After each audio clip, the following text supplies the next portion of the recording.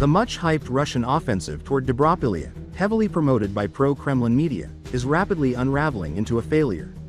Units of the Ukrainian armed forces together with the 1st Corps of the National Guard's Azov formation have liberated the settlement of Pankovka and, more importantly, continued advancing, creating an increasingly precarious situation for Russian troops in this sector. Analysts describe the situation as catastrophic for Moscow's forces. According to military expert Alexander Kovalenko, Ukrainian troops have not only secured their positions in Pankovka but are now engaged in battles for Mayak and Novodoretsky. These advances threaten to sever the narrow appendix, the exposed corridor through which Russian troops have been pressing toward Dobropilya. Should Ukrainian forces cut through this salient, elements of 5 Russian brigades under the 51st Army risk encirclement.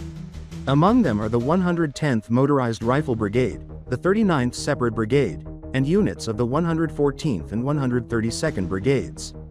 Kovalenko notes that if surrounded, Russia could suffer severe losses that would jeopardize its entire campaign in the Pokrovsk direction.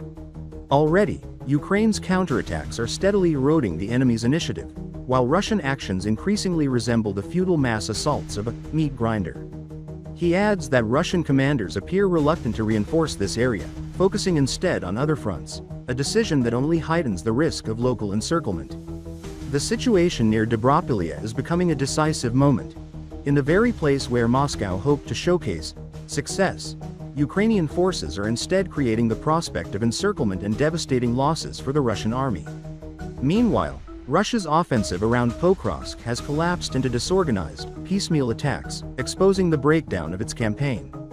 Ukrainian troops seized the momentum, liberating another key settlement and turning the tide of the battle.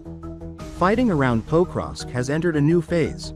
Russian assaults on the flanks have sharply diminished, and what remains are scattered, poorly coordinated probes aimed at avoiding a complete standstill.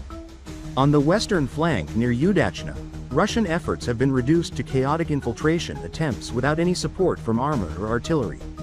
On the eastern flank near Mirnorad, the situation is similar, fragmented assaults ending in abandoned vehicles and panicked retreats under Ukrainian fire.